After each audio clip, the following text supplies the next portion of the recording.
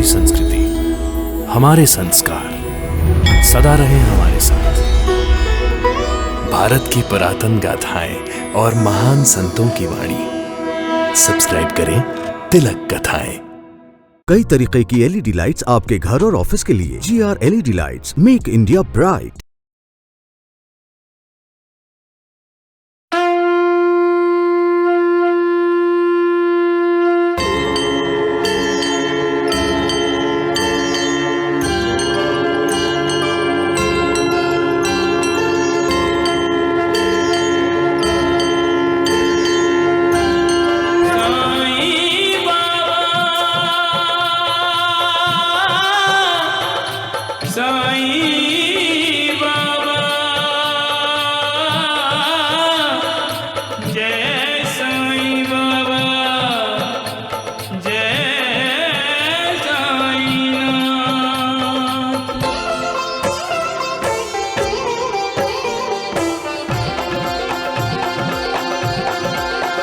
साईं राम साईं श्याम दुख भंजन तेरु नाम।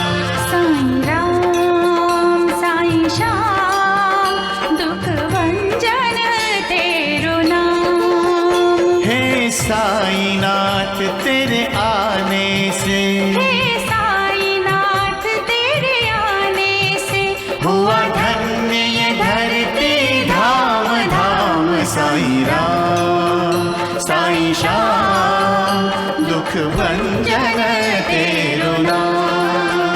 साईं राम साईं श्याम दुख भंजन तेरु नाम। सुख धाम धन धाम साईं राम साईं श्याम गुण धाम यश धाम। साईं राम साईं श्याम ओ भक्त वत्सल दीन बंधु बाबा तुझे प्रणाम। साईं बाबा तुझे प्रणाम। साईं बाबा तुझे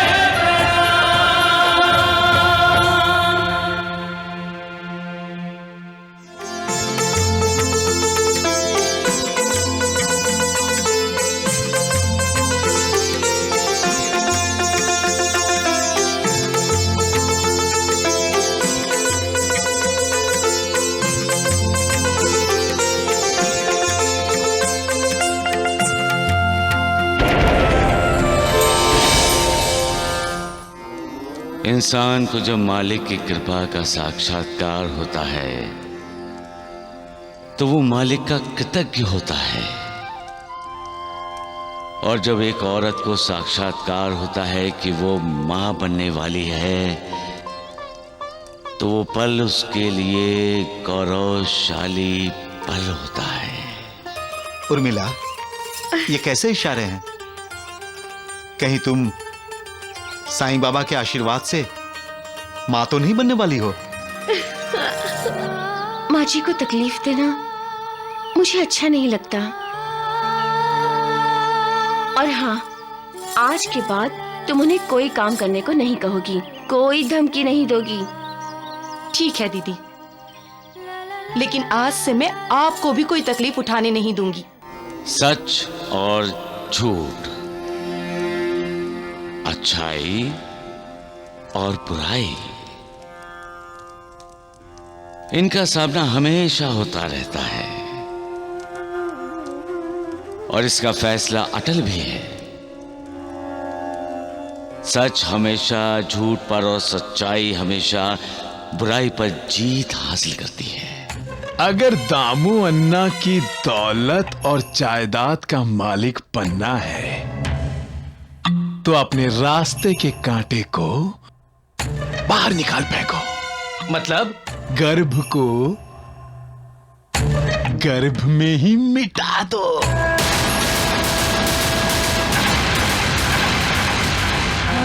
अगर एक ही मिट्टी का इंसान है तो इंसान इंसान में फर्क क्यों मालिक? क्यों ये इंसान अपने भाई से ईर्ष्या करता है, नफरत करता है? क्यों अपने ही जन्मदाता को धोखा देता रहता है।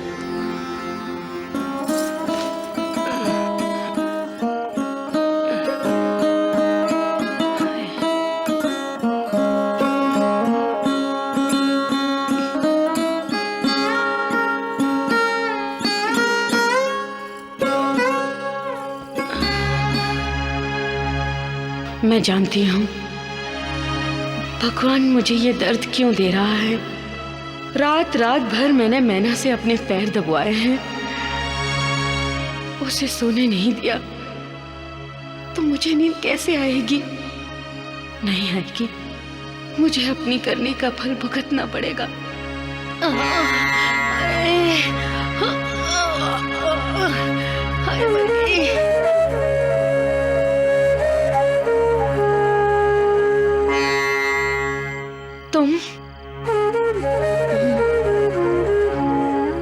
तुम सोई नहीं अभी तक? तुम्हारी सौत और रमाकांत सो गए? तो फिर तुम क्यों नहीं सोई? मुझे पता था माँ जी, आपके पैर दर्द करते होंगे। पैर दबाए बिना आपको नींद नहीं आएगी।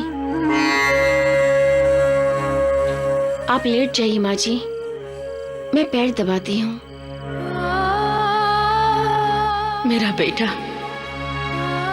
मेरी दूसरी बहू सो रहे हैं, किसी को मेरी फिक्र नहीं है, लेकिन ये मैना, जिससे मैंने नफरत के सिवा कुछ दिया ही नहीं, उसे मेरी फिक्र है।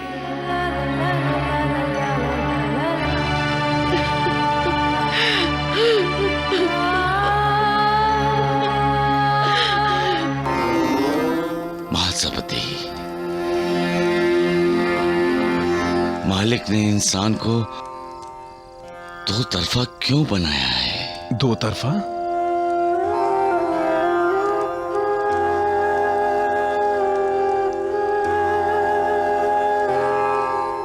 हाँ महासपति, वो दूसरों को रुलाता है और खुद रोता भी है, दूसरों को दुख देता है और खुद भी दुखी होता है। जिसे प्यार करता है उससे नफरत भी करता है, और जिससे नफरत करता है उसे प्यार भी करता है। दोस्ती भी निभाता है और दुश्मनी भी। कभी कभी उसकी दुश्मनी दोस्ती में बदल जाती है और दोस्ती दुश्मनी में। जिस पर वो विश्वास करता है उसके लिए अपनी गर्दन कटवाने को भी तैयार हो जाता है, और जिस पर अविश्वास करता है वो सिर अपना कटवा कर भी सामने रख दे तो उस पर विश्वास भी नहीं करता है। वो स्वार्थी भी है और निस्वार्थी भी, दूसरों को लूटता भी है और दूसरों के लिए अपने आप को लुटा भी देता है। जीता है अपने लिए, लेकिन कभी कभी दूसरों के लिए इस तरह जीता है कि लोग उसे भूल नहीं पाते।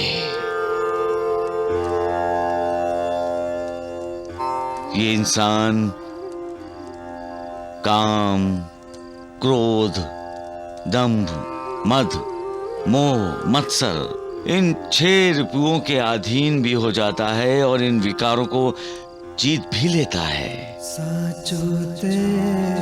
दूसरों को तकलीफ भी देता है और दूसरों की तकलीफ देखकर पिघल भी जाता है। पत्थर दिल भी है, मोम दिल भी, खुद ही सुर है और खुद ही असुर है। सबका मालिक एक। कैसे हो रमाकांत जी? कैसी हो मैना बेटी? खुश हूँ नानी। माँ जी मेरा आप ही की तरह ख्याल रखती हैं। बेटी ससुराल में खुश है, ये जानकर बहुत तसल्ली हुई दुर्गा जी। हम आपके ऋणी हैं। मैं सरकारी काम से इस तरफ आ रहा था, सोचा आप सबसे मिलता चलूं।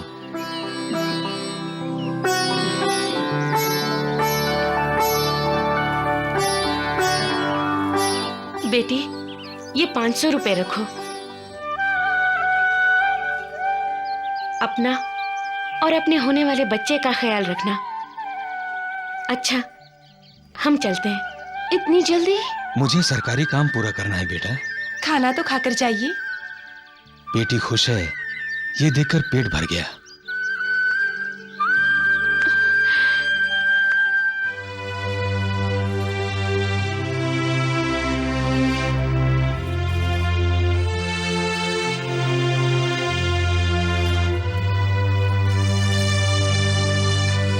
लीजिए माँ जी,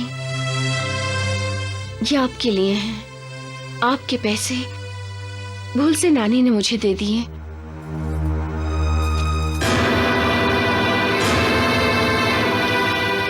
मुझे पैसे नहीं, मेरे बच्चे के लिए आपका प्यार चाहिए।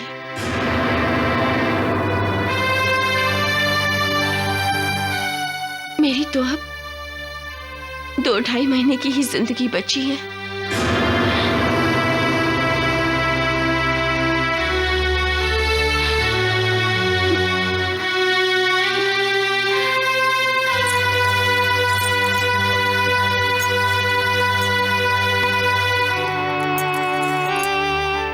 इस पर भी आपका ही अधिकार है माँ जी। लीजिए। मुझसे और कमला से आपका जो अपमान हुआ, उसके लिए हमें माफ कर दीजिए।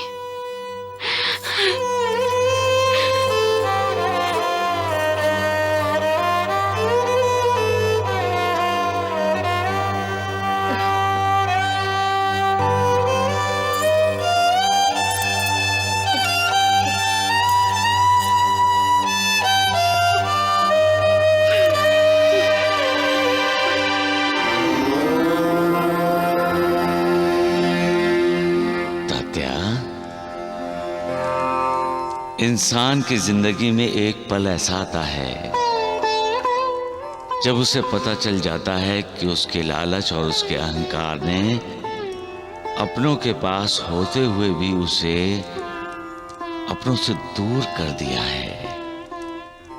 वो सबके बीच होते हुए भी अकेला हो जाता है। अहंकार और लालच से बचने के लिए क्या करना चाहिए बाबा? कुछ तत्वों को और कुछ नियमों को ध्यान में रखना चाहिए तात्या। जैसे? लक्ष्मी बेटी, जो सुख के पीछे नहीं दौड़ता वो सुखी होता है। इसलिए निरासक्त रहो, समाधानी रहो, सुखी हो जाओगे। अहंकार को त्याग कर विनम्र हो जाओ, बड़े हो जाओगे। समाज के लोगों के हित में काम करो, अमर हो जाओगे। दूसरों की मदद करो तो कभी अपने आप को अकेला नहीं पाओगे। बुरी आदतें छोड़ दोगे तो स्वास्थ्य पाओगे, शांति पाओगे।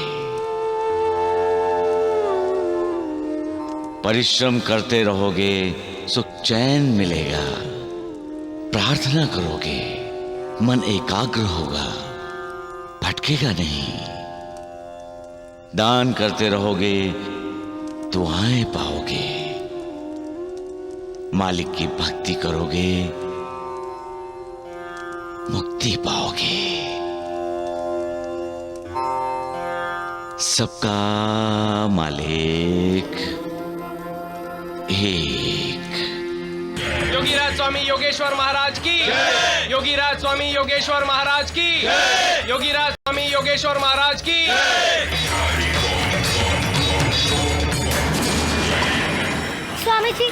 स्वामी जी मेरी मदद कीजिए। मेरी एक कान की बाली गुम हो गई है, कृपया से ढूंढ दीजिए, नहीं तो मेरी माँ मुझे बहुत मारेगी। देखते क्या हो, इस बच्ची की बाली शीघ्र ढूंढो। शिरडी पहुंचने में हमें देर नहीं होनी चाहिए।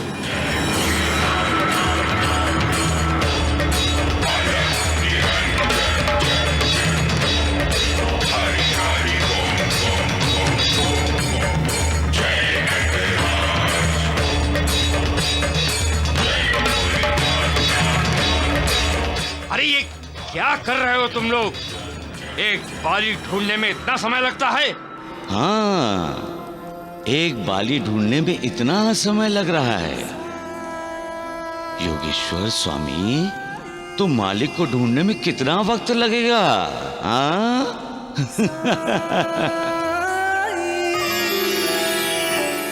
मिल गई।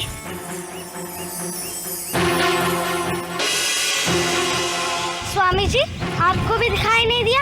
आपके ही तो पैरों में पड़ी थी मेरी बाली। अब हटो मेरे रास्ते से, मुझे जाने दो।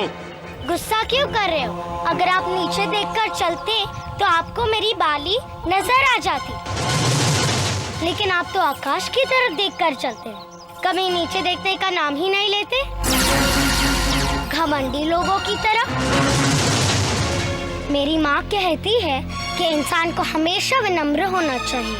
अगर विनम्र नहीं हो तो वो जितना भी बड़ा ज्ञानी हो, वो अज्ञानी ही रहता है। और जो गर्दन झुकती नहीं है, उसे काट दिया जाता है। बच्ची!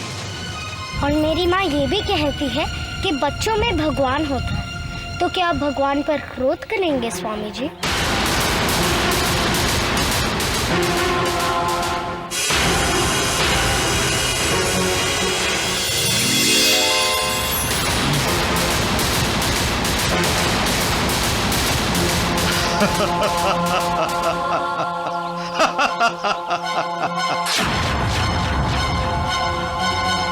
तुमने बच्ची को जवाब नहीं दिया बच्चा। क्या तुम भगवान पर क्रोध करोगे? तुम यहाँ कैसे? मैं तो हर जगह हर दिशा में हूँ। अपने भक्तों की सहायता के लिए और अहंकारियों के अहंकार का दमन करने के लिए मैं कहीं भी पहुंच जाता हूँ। उस बच्ची ने सच कहा था कि तुम आसमान की तरफ देखकर चलते हो, जमीन की तरफ नहीं।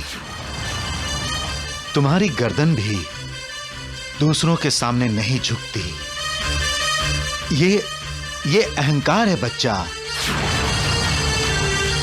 मालिक को पाना है तो तुम्हें अहंकार का त्याग करना होगा, विनम्र होना होगा। भगवान के दर्शन करने शिरडी जा रहे हो तो विनम्र हो जाओ, अहंकार की गर्दन को झुका लो। मैं शिरडी जा रहा हूं साईं बाबा से मिलने, और साईं बाबा कोई भगवान नहीं है। अपने अंदर की आंखों से देखोगे बच्चा तो तुम्हें भगवान के दर्शन होंगे, तुम्हारा कल्याण हो।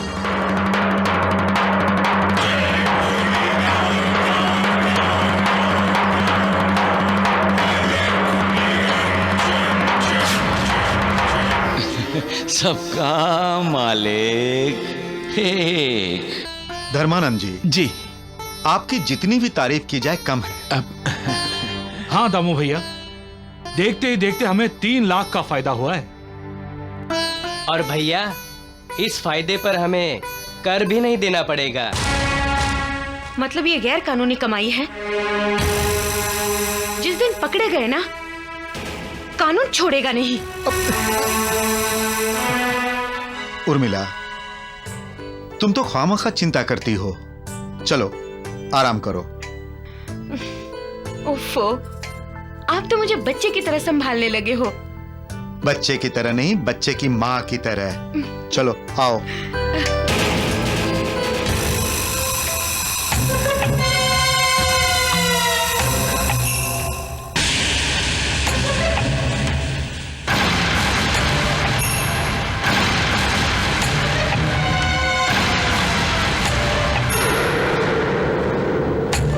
धर्मानंद, ये क्या है? तुम दोनों के लिए दुआ, और तुम्हारे भैया और भाभी के लिए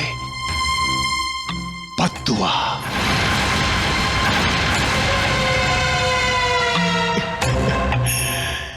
सिर्फ 2 बूंदे, सिर्फ 2 बूंदे दूध में मिलाकर पिला देना अपने भाभी को। उसके बाद पेट में पल रहे बच्चे का नामो निशान तक नहीं रहेगा।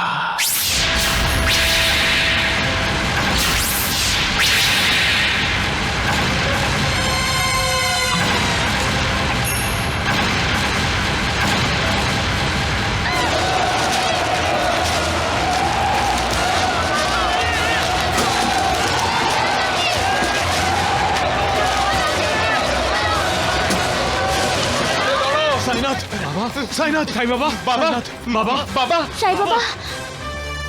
तूफान आया है ना? इंसान के दिल में सत असत, सुविचार कुविचार का द्वंद्व चलता है, उसे तूफान ही कहते हैं। ये कुदरत का करिश्मा है। जो भी भाव भावना इंसान के दिल में होती है वैसे ही उसे बाहर दिखाई देता है। उसके दिल में तूफान है तो उसे लगता है कि बाहर भी तूफान है।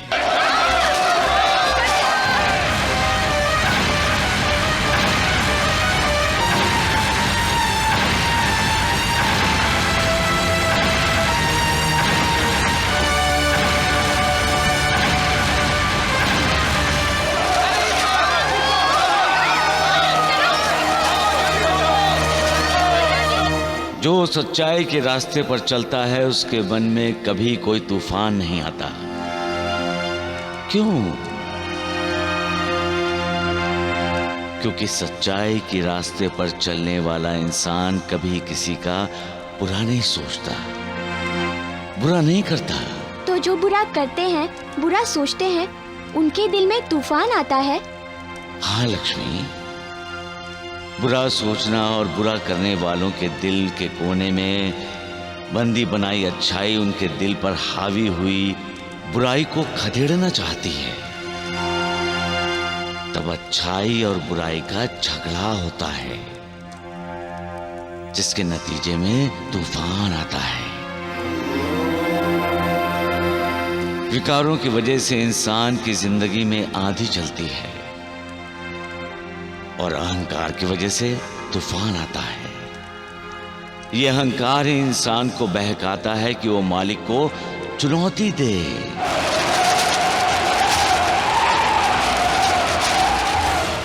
साईं बाबा नसीब वाला है जो तूफान ने मेरा रास्ता रोक लिया, वरना इस समय मैं शिरडी में होता और साईं बाबा की सारी पोल खोल देता। स्वामी जी, इस सावली विहिर गांव से शिरडी ज्यादा दूर नहीं है।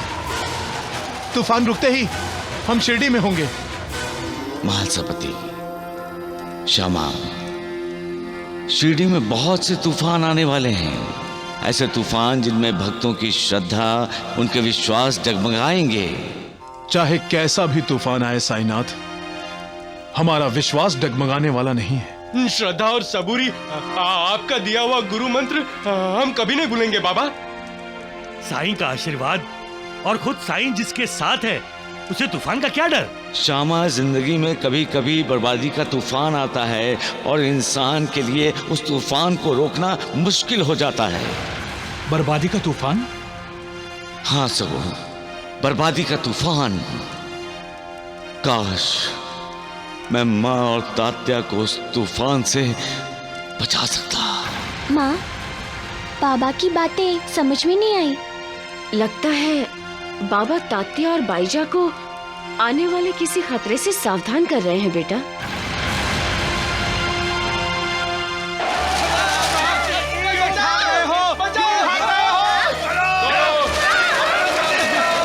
अरे राम राम राम, अरे ये तूफान तो लगता है शिरडी को तहस नहस कर देगा।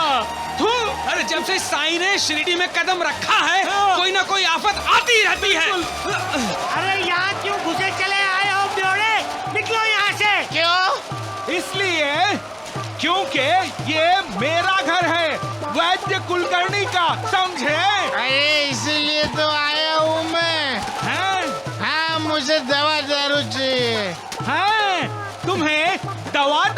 चाहिए?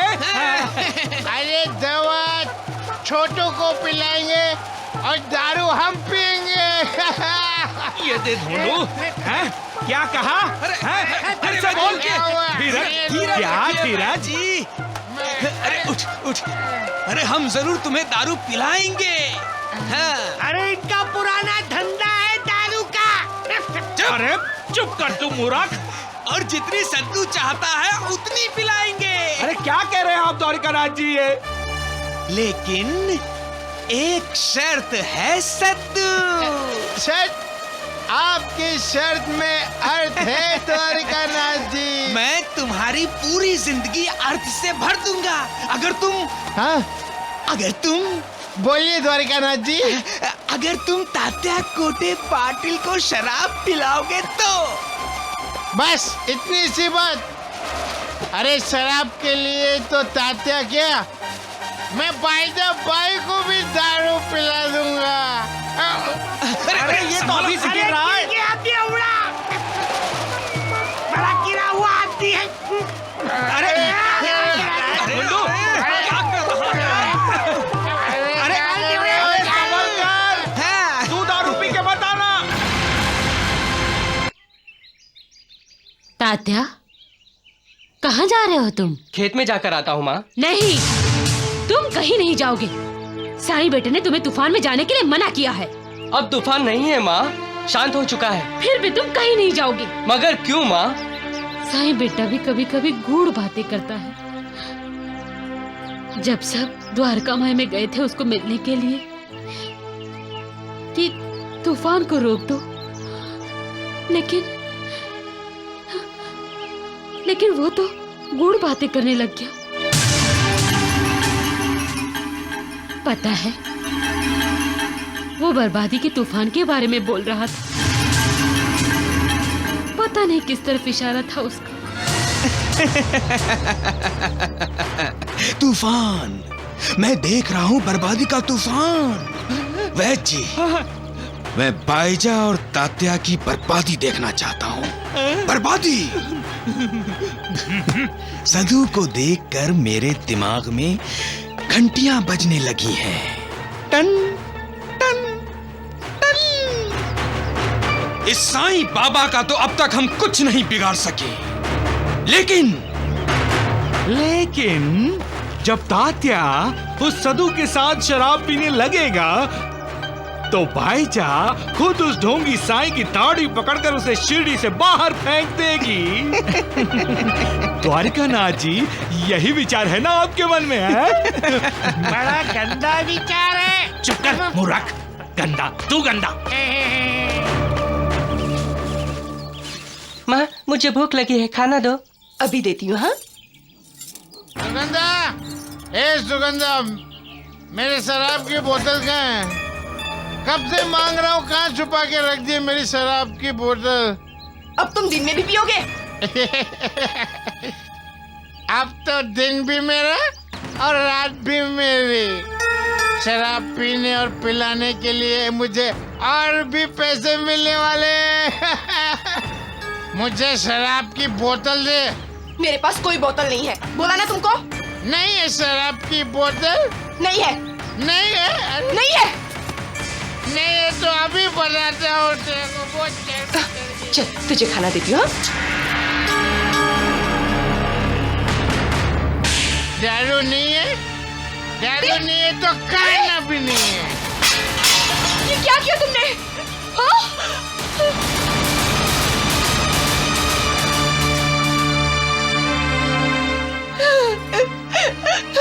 अपने बच्चे का खाना फेंक दिया तुमने। अपने बच्चे को क्या खिलाओगे? मुझे कुछ नहीं मालूम, मुझे शराब की बोतल चाहिए, बस शराब की बोतल चाहिए मुझे। मालिक, तूने समुद्र मंथन क्यों कराया? अगर ये समुद्र मंथन नहीं होता तो ये शराब नहीं होती। ये शराब इंसान के लिए श्राप बन गई है।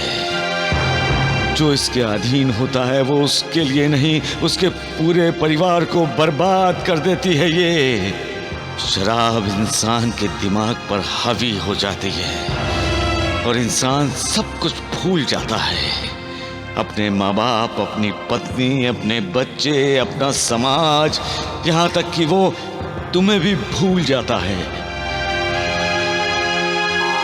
एक न एक दिन मुझे भी ये दुनिया छोड़कर जाना होगा।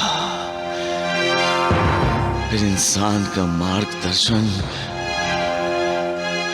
कौन करेगा? कौन इसे बुरी आदतों से बचाएगा? कौन पोंछेगा शराबी बाप के भूखे बच्चों के आंसू?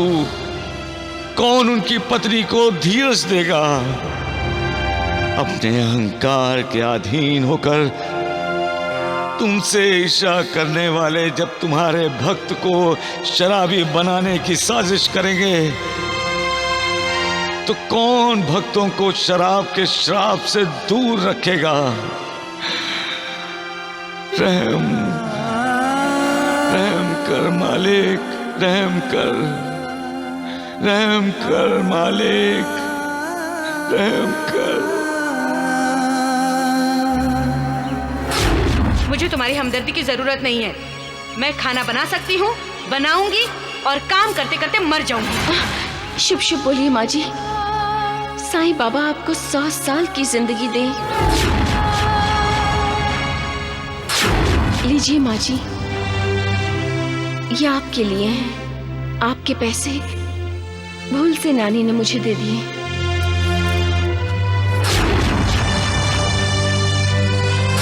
इस पर भी आपका ही अधिकार है माँ जी।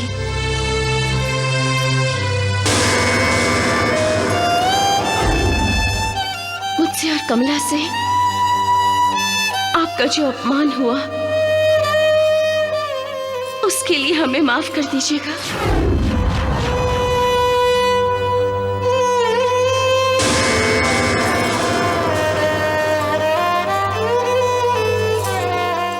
रमाकांत, बेटा रमाकांत, ये चाबी तुम रख लो। लेकिन माँ, ये चाबियां मुझे क्यों दे रही हो? ये चाबियां तुम ही रखो माँ, मुझे नहीं चाहिए चाबियां, इसे आप ही रखो। अब तुम्हारे घर गृहस्थी तो बस चुकी है, अब तुम्हें मेरी कोई जरूरत नहीं है। तुम मुझे काशी भेज दो, मैं अपनी बाकी की जिंदगी वहीं गुजारना चाहती हूँ। ये तुम क्या कह रही हो माँ? ये आपसे किसने कह दिया कि हमें आपकी जरूरत नहीं? चाबियां दे देने से आप घर गृहस्थी से निवेद नहीं हो सकती। अभी तो कई जिम्मेदारियां निभानी है आपको। नहीं बेटी, मैं कोई भी जिम्मेदारी निभा नहीं सकती। माँ जी, क्या आप अपने पोते की दादी माँ के साथ साथ माँ नहीं बनेंगी? मैं तो अब रहूंगी नहीं। आचार्य बृहस्पति जी की बात तो सच होगी ही होगी माँ जी। बेटे को जन्म देने के बाद तुम्हारी बहू की मृत्यु हो जाएगी।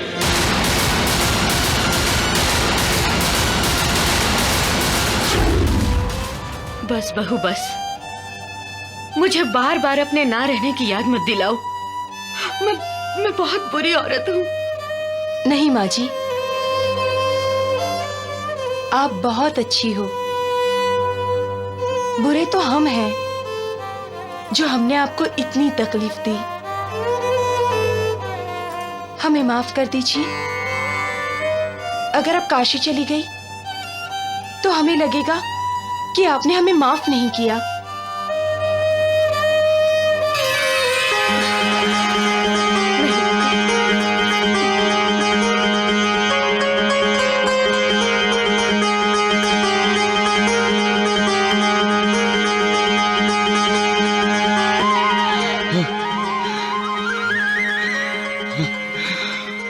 बादल हट गया, आकाश साफ हो गया। अब कोई गलतफहमी नहीं, कोई गलतफहमी नहीं। मालिक दयालु है, उसे हर किसी की चिंता रहती है, लेकिन अब किसी चीज की कोई चिंता नहीं, कोई बात नहीं, कोई बात नहीं। अरे श्यामा, महासपति, नानावली कहाँ चले गए? अरे अरे श्यामा, महासपति, अरे लक्ष्मी की माँ, लक्ष्मी की माँ, अब परिवार में कोई दरार नहीं, कोई तूफान नहीं नूर। लक्ष्मी की माँ, अब परिवार में कोई कटुता नहीं है। मैं खुश हूँ लक्ष्मी की माँ, मैं बहुत खुश हूँ, मैं बहुत खुश हूँ, बहुत खुश हूँ मैं। महालसापति जी, बाबा इतने खुश क्यों हैं? लगता है उनके किसी भक्त का परिवार टूटने से पहले फिर से एक हो गया है, इसीलिए बाबा इतने खुश लग रहे हैं। वक्त मत गवाओ,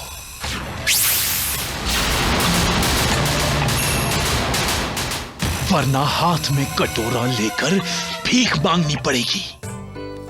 उर्मिला, जितना ध्यान तुम्हें अपनी और कोख में पल रहे बच्चे की सेहत पर देना चाहिए ना, उतना तुम बिल्कुल नहीं दे रही हो। ये किसने कहा आपसे? दूध के गिलास ने, जो बाहर अभी भी भरा पड़ा है।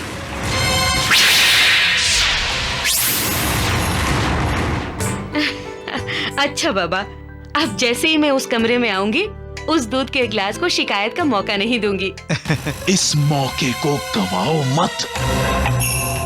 सिर्फ 2 बूंदें, सिर्फ 2 बूंदें, फिर अपने भैया और भाभी की संतान बनकर रहो और जिंदगी भर ऐश करो।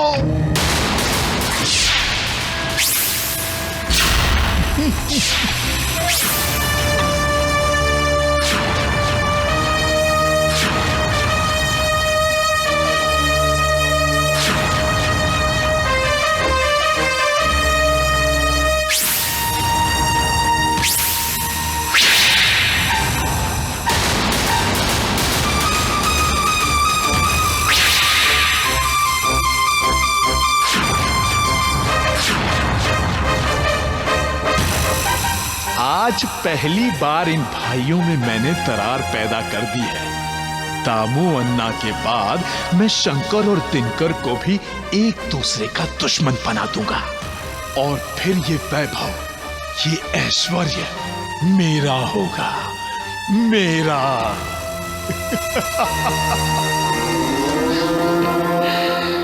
वाह रे शकुनी वाह। सभी समझते होंगे कि महाभारत के युद्ध के साथ शकुनी मामा का भी अंत हो गया होगा, लेकिन नहीं। भाई भाइयों में झगड़ा कराने वाला, उनके दिलों में दरार पैदा करने वाला शकुनी आज भी दूसरे रूप में जिंदा है। सिर्फ चोला बदला है उसने। अरे तुम तीनों यहाँ क्या कर रहे हो? भैया वो धर्मानंद को आपसे अगले सौदे के बारे में कुछ बात करनी थी। मुझसे क्या बात करनी है? तुम लोग देख लो, और जब मुनाफा हो रहा है तो उसमें सोचना क्या है? क्यों धर्मानंद जी? जी। उर्मिला, हाँ? चलो दूध पी लो। चलो चलो चलो।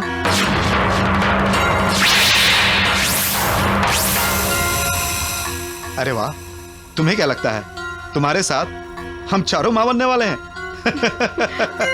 आप भी ना सबके सामने मजाक करते हैं। वत्सला जी, वत्सला ये दूध का गिलास लेकर जाओ। लेकिन क्यों भाभी? दिनकर, समझा करो। अरे भाई, तुम्हारी भाभी अपने साथ हमारे लिए भी दूध मंगवा रही है।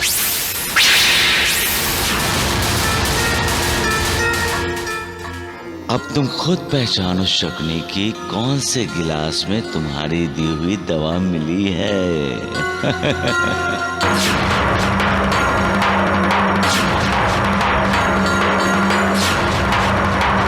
लो भाई धर्मानंद, दूध पियो। जी, आप पी लो। हाँ, तुम भी पियो। पीना तो पड़ेगा धर्मानंद। पियो पियो, दूध पियो। जी।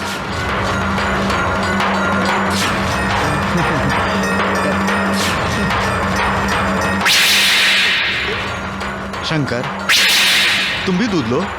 हाँ भैया। दिनकर, तुम भी दूध लो। जी भैया।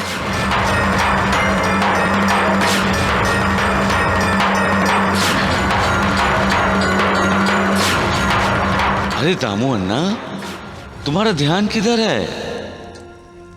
जिनके लिए उर्मिला बेटी ने दूध मंगवाया था, उन्होंने तो अभी तक एक घूंट भी नहीं लिया है। अरे, तुम लोगों ने अभी एक भी घूंट नहीं पिया? इनका भी कमाल है, दूध के ग्लास को ऐसे देख रहे हैं जैसे इसमें जहर मिला हो। चलो, अब एक ही घूंट में ग्लास खाली करो। हाँ भैया। अब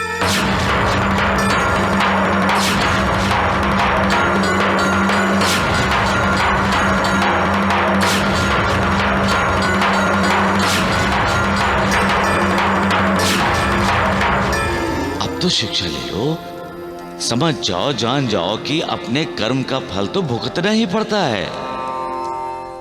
जब हम दूसरों के लिए खड्डा खोदते हैं तो खुद भी तो उसी खड्डे में गिर सकते हैं।